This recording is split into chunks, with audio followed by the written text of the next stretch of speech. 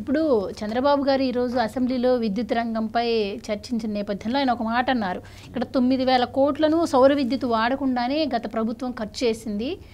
దీన్నొక అంటే విద్యుత్ రంగంపై జరిగిన అవినీతి ఏదైతే ఉందో దీన్ని ఒక కేస్ స్టడీగా తీసుకోవాలని కూడా ఆయన చెప్పడం జరిగింది. అండ్ మరి ఇలా చేసినటువంటి జగన్మోహన్ రెడ్డి హయాంలో మరి మిగులు విద్యుత్ ఉండాల్సింది పోనిచ్చి 9 సార్లు టారిఫ్లు పెంచారు. యూనిట్కి 2.5 పైసలు ఉండాల్సింది 4.5 పైసల దాకా చేశారు అని కూడా చెప్పడం జరుగుతోంది. అసలు ఎందుకు ఇలా చేయాల్సి వచ్చింది, మీరేం చెప్తారు? నేను అనేది ఏంటంటమ్మా, ఇప్పుడు విద్యుత్ రంగానికి సంబంధించి 1,12,000 కోట్లు బకాయిలు ఉన్నాయి. ఈ 1,12,000 కోట్లు ఆ బకాయిలు ఎలా తీరుస్తాం, ఎప్పుడు తీరుస్తాం అనేది ఇది ఒక ప్రశ్న. ఎట్ ఏ సేమ్ టైం ఏంటంటే అసలు కరెంటు వాడుకోకుండానే 9,000 కోట్ల రూపాయలు ప్రజాధనాన్ని ఉచితంగా చెల్లించిన దుర్మార్గుడెవడు? వాళ్ళ మీద చర్యలు ఉండవా? ఆ అధికారుల మీద చర్యలు ఉండవా? ఆ క్యాబినెట్ మంత్రుల మీద చర్యలు తీసుకునేదానికి రాజ్యాంగం పనికొస్తుందా, పనికిరాదా? అంటే రూపాయి 2 రూపాయలు కాదు కదా, అసలు ఆ వస్తువు వాడుకోకుండా 9,000 కోట్ల రూపాయలు చెల్లించినారంటే ఇది ఎంత దుర్మార్గమైనటువంటి చర్య. ప్రజలు ఎవరు అడగలేదనా? అంటే రాజ్యలక్ష్మి మీ చేతిలో ఉందని చెప్పి మీ ఇష్టం వచ్చినట్టు ప్రజాధనాన్ని వాడేసుకోవచ్చా పాలకవర్గము అనేది మా లాంటి వాళ్ళను అడుగుతున్నటువంటి ప్రశ్న. పథకాలు ఎన్నైనా రావచ్చు కానీ అసలు కరెంటు వాడుకోకుండానే 9,000 కోట్ల రూపాయలు ప్రజాధనాన్ని చెల్లించినారంటే ఆ పాలక వర్గాన్ని, ఆ క్యాబినెట్ని ఏం చేయాలా? దీనికి గవర్నర్ ఏం సమాధానం చెప్తాడు? ఇది $1 మిలియన్ ప్రశ్న. కాబట్టి 9,000 కోట్లు అంటే నాట్ ఏ జోక్, చిన్న అమౌంట్ కాదు. ఒకరి మీద ఒకరు నిందలేసుకుంటా ఉంటారా? ఆ 9,000 కోట్లు ఎందుకు ప్రజలు డబ్బు చెల్లించాల్సి వచ్చింది అంటే చట్టాలు చేసేటటువంటి మనమే ప్రజల సొమ్ము ఇష్టారతంగా ఖర్చు పెట్టేస్తూ ఉంటే దీని మీద కఠినమైనటువంటి చర్య నేటి కూటమి ప్రభుత్వం తీసుకుంటుందా లేదా చూడాలి. దానికి బాధ్యులైనటువంటి వారిని శిక్షించాలనేది నా యొక్క భావన. ఇంకపోదాం. ఇంకా నేనేం చెప్తున్నానంటే ఇంకా ఉంది ఇక్కడ సమస్యలు చాలా జటిలంగా ఉండే, వీటిని ఎట్లా పరిష్కరించుకుంటాం. ఇవాళ పిఎం కుసుమ్ అనే ఒక పథకం తెచ్చింది కేంద్ర ప్రభుత్వం. అదే సూర్యఘర్. పిఎం కుసుమ్ పథకం కింద మొట్టమొదట కుప్పం నియోజకవర్గంలో రాష్ట్ర ముఖ్యమంత్రి మొదట అడుగేశాడు. ఆయన నియోజకవర్గం అంతా చేస్తూనే 175 నియోజకవర్గాల్లో ఒక్కొక్క నియోజకవర్గానికి 10,000 ఇళ్లకి ఇది ఉపయోగించుకోవాలని చెప్పి ఎమ్మెల్యేలకి పనిమంతుడు పని అప్పచెప్పాడు. ఇప్పుడు ఆ ఎమ్మెల్యేలు ఏం చేయాలంటే దీనికి ఎస్సీ ఎస్టీ వాళ్ళకి పూర్తిగా అసలు రూపాయి ఖర్చు లేదు, ఊరికి అప్లై చేసుకుంటే చాలు వాళ్ళు పెట్టేస్తారు. కానీ బీసీలకు వచ్చేసరికి రాయితీ ఎంత ఉందంటే 60,000 రూపాయలు అందరికీ ఉంది రాయితీ. ఒక బీసీలకే కాదు, ఓసీలకు కూడా 60,000 రూపాయల రాయితీ ఉంది. 2 మెగావాట్ల సెటప్ కానీ పెట్టుకోగలిగితే, 2 కిలోవాట్ల సెటప్ పెట్టుకోగలిగితే 60,000 అందరికి వస్తుంది రాయితీ. సో ఈ 60,000 ఓసీలకు వస్తుంది, బీసీలకు వస్తుంది. అప్పుడు రాష్ట్ర ప్రభుత్వం ఏం ఆలోచించిందంటే 1,20,000 యూనిట్ కాస్ట్ పడుతుంది. దాని సెటప్ కాస్ట్ అంతా ఎంత పడుతుందంటే 1,20,000 రూపాయలు పడుతుంది. దాంట్లో కేంద్ర ప్రభుత్వం మనకిచ్చే సబ్సిడీ అది ఓసీ కావచ్చు, బీసీ కావచ్చు, దానికి వచ్చేసరికి నీకు 60,000 రూపాయలు ఇస్తారు. మిగతా 60,000 ఎవరైతే సెటప్ పెట్టుకుంటారో వాళ్ళు కట్టాలా. దానికి అసెంబ్లీ వేదికగా గౌరవనీయులైన చంద్రబాబు నాయుడు గారు ఏం చెప్పారంటే బీసీ కమ్యూనిటీలకి మేము రాష్ట్ర ప్రభుత్వం నుంచి ఇంకొక 20,000 కల్పిస్తాము. అంటే 60,000 కేంద్ర ప్రభుత్వం ఇచ్చేది కాకుండా ఇంకొక 20,000 రాష్ట్ర ప్రభుత్వం కలిపి 80,000 రాయితీ ఇస్తాము. ఇంకా రిమైనింగ్ ఖర్చు ఎంత పడుతుంది అంటే 40,000 పడుతుంది అన్నమాట. ఇది ఆయన ఇచ్చినటువంటి ప్రామిస్. అదేవిధంగా ఇంకొక పెద్దది ఉంది ఇక్కడ మీకు. ఇక్కడ ఏంటంటే 7.5 HP దాకా, అంటే యాక్చువల్గా 5 HP మోటార్లు ఉంటాయి కోస్టల్ బెల్ట్లో.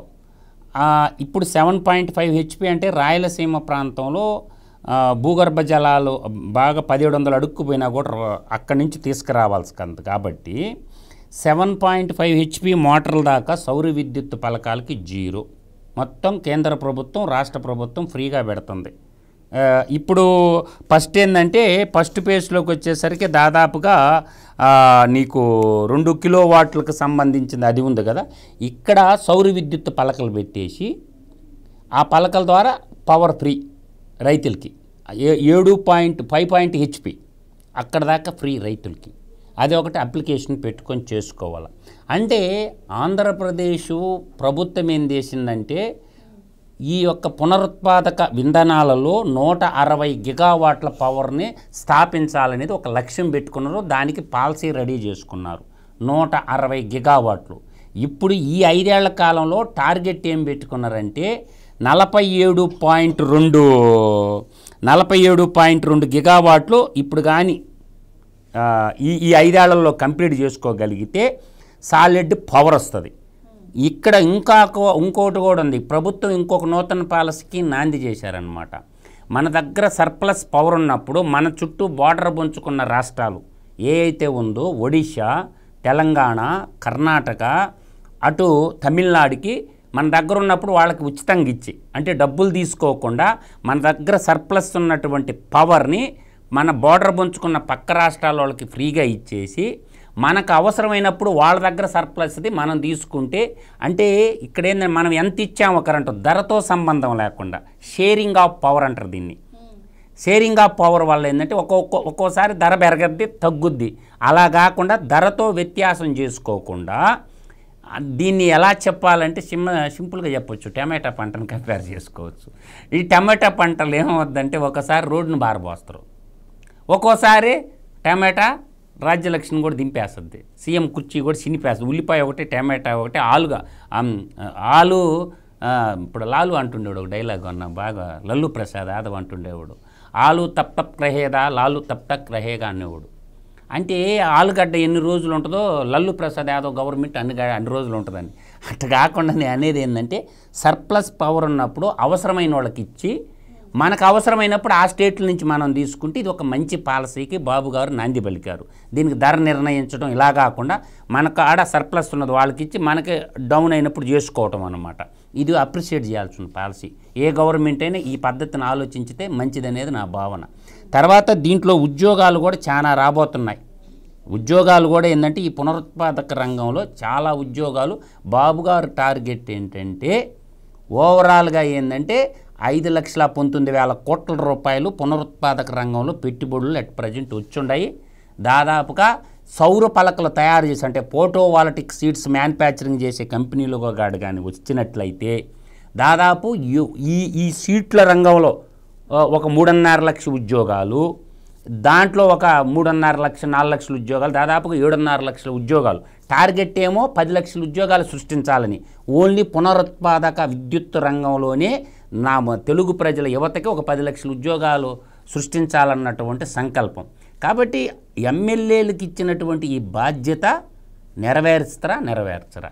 పెద్ద ఆయన చెప్పిన మాట ఇన్రా వాళ్ళు బాధ్యతగా తీసుకొని ఆ 10,000 ఇళ్ల టార్గెట్ని కంప్లీట్ చేయగలిగితే అటు ప్రజలకి మంచి జరగద్ది, ప్రభుత్వానికి మంచి జరగద్ది.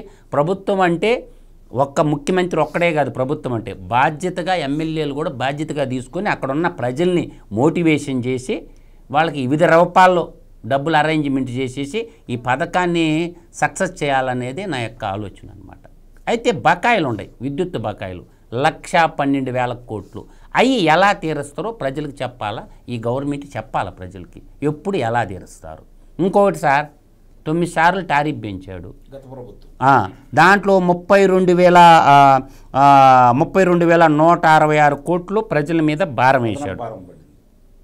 దీనికి కారణం ఏంటంటే అప్పట్లో ₹2.44 టారిఫ్ ఉన్నది. ఎంత? ₹2.44 టారిఫ్ ఉంటే ఈ కలికాల జగన్నాసురుడు ఏం చేశాడంటే ₹4.53 చేశాడు దాన్ని. ఇది వాస్తవ కథ.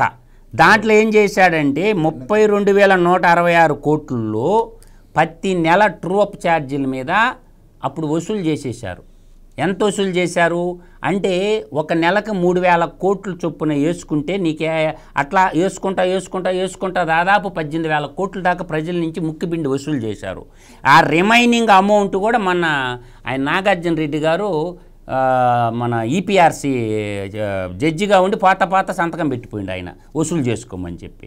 ఈ కూటమి ప్రభుత్వం ఏం చేసిందంటే దాన్ని నిలుపుదల చేసింది. ప్రజల నుంచి తీసుకోవద్దు, ఏదో విధంగా మేమే ప్రభుత్వమే కడతాము, ఆ చెల్లించాల్సిన బాకీల్ని మేమే కడతామని చెప్పి ప్రభుత్వం అష్యూరెన్స్ ఇచ్చిన తర్వాత ఇప్పుడు ట్రూ అప్ ఛార్జీలు బిల్లుల్లో రావడంలా, మొన్నటిదాకా వచ్చినాయి, ఇప్పుడైతే రావడంలా ప్రభుత్వం ముందుకేసింది.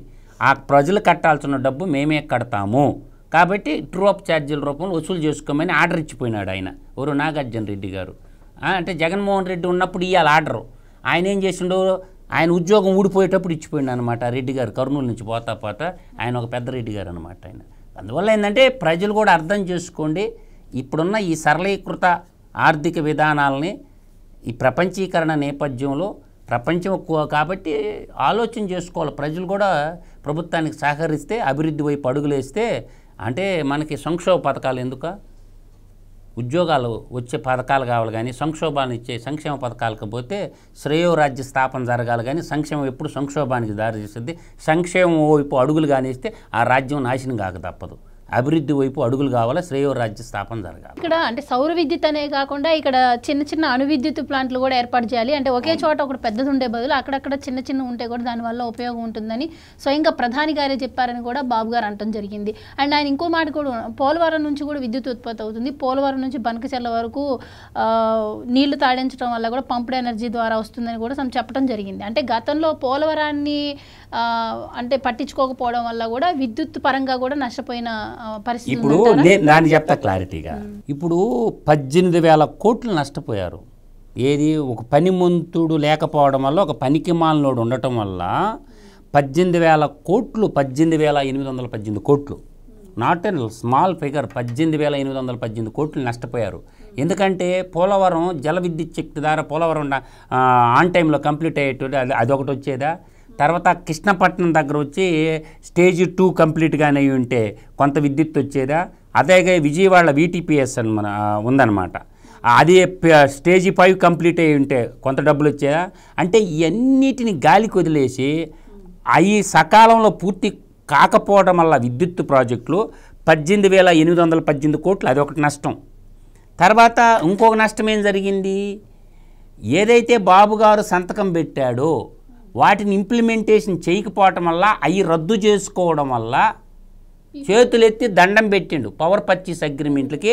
చంద్రబాబు నాయుడు, వరే నీకు దండం పెడతారా, వదిలేరా, పెద్దోడుగా అనుభవంతో చెప్తున్నాను, రాష్ట్రం నష్టపోతాన్ని చేతులెత్తి దండం పెడితే వెకిలి నవ్వు నవ్విండమ్మా కలికాల జగన్నాసురుడు, పులివెందల పాపులు వేసుకోబారు, అసెంబ్లీలో ఎక్కిలి నవ్వులు నవ్వాడు. తత్ఫలితంగా 9,000 కోట్ల రూపాయలు ప్రజలు ఫ్రీగా కట్టాల్సి వచ్చిన వాళ్ళు సుప్రీంకోర్టుకు పోయారు. PPA వాళ్ళు పవర్ పర్చేస్ అగ్రిమెంట్ అంటే ఇంటర్నేషనల్ అగ్రిమెంట్ అనమాట. వాళ్ళు పోయి సుప్రీంకోర్టులో కేసు వేశారు, నోరు మూసుకొని కట్టండి అని సుప్రీంకోర్టు వాళ్ళకి ఇచ్చేసింది ఆర్డరు. తప్పని పరిస్థితి అయ్యింది. ఇది ఒక 18,818 కోట్లు, ఇది ఒక నష్టం. తర్వాత 9,000 కోట్లు వాళ్ళు ఫ్రీగా చెల్లించడం, దాదాపుగా ఒక అసమర్థుడు వల్ల 27,000 కోట్ల 818 కోట్లు నష్టపోయింది. ఇవన్నీ సామాన్యులకి ఏం తెలుసా, మనకేందంటే అదేందా అమ్మఒడి నానబుడ్డి, ఈ పథకాలు తప్ప మనకేం తెలుసా, అమ్మఒడి నానబుడ్డి, ఏ డోలు కొడుతుంటాడు. మనం చేసిన విధ్వంసం గురించి చెప్పడు, మనం దోచేసిన దుర్మార్గాల గురించి మాత్రం ఇప్పుడు చెప్పడు. ఇవన్నీ సామాన్యులకు తెలియదు కదా. అందువల్ల నేను అంటుండేది ఏంటంటే, ఆలోచన చేసుకోండి. 1 కిలోవాట్ పవర్ కానీ ఇంటి మీద పెట్టుకుంటే 30,000 సబ్సిడీ, 2 కిలోవాట్ల పవర్ కానీ పెట్టుకుంటే 60,000 సబ్సిడీ, 3 కిలోవాట్ల పవర్ కానీ అరేంజ్మెంట్ చేసుకుంటే 78,000 సబ్సిడీ. నీ కెపాసిటీ ఎంత ఉందో అంత సబ్సిడీ. 2 కిలోవాట్లు పెట్టుకుంటే SC STలకి ఫ్రూ. ఆ సర్ఫేస్ ఏరియా ఎంత ఉంటుందో దాన్ని బట్టే. అందువల్ల ఏంటంటే నీకు వాళ్ళు వచ్చి ఆ క్యాలిక్యులేషన్ చేసుకుంటారనుకోండి. ఉన్న ఫ్యాక్టరీ చెప్తున్నాం, 1 కిలోవాట్ పెట్టుకుంటే 30,000 సబ్సిడీ, 2 కిలోవాట్లు పెట్టుకుంటే 60,000 సబ్సిడీ, 3 కిలోవాట్లు పెట్టుకుంటే 78,000 సబ్సిడీ.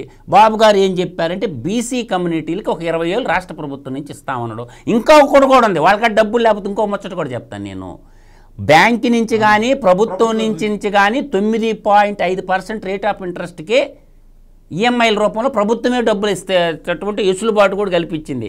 9.5% రేట్ ఆఫ్ ఇంట్రెస్ట్ తోటి. 9.5% రేట్ ఆఫ్ ఇంట్రెస్ట్ అంటే 1,00,000 రూపాయలకి 9,500 సంవత్సరానికి వడ్డీ. అది అట్లా వీళ్ళకి ఎంత పడుతుంది, ప్రభుత్వం నుంచి కానీ బ్యాంక్ నుంచి కానీ రుణ సదుపాయం కూడా కల్పిస్తారన్నమాట. ఇంకేముంది, ఇంక నొప్పి ఏముంది. అందువల్ల ఏంటంటే కరెంటు బిల్లు కట్టినట్టు ఈఎంఐ కట్టుకోవచ్చు. కాబట్టి అంది వచ్చిన అవకాశం దేశాభివృద్ధిలో, రాష్ట్రాభివృద్ధిలో ప్రజలందరూ కూడా భాగస్వామ్యులు కావాలనేది నా యొక్క భావన. థ్యాంక్ యూ సో మచ్ అండి. నమస్తే.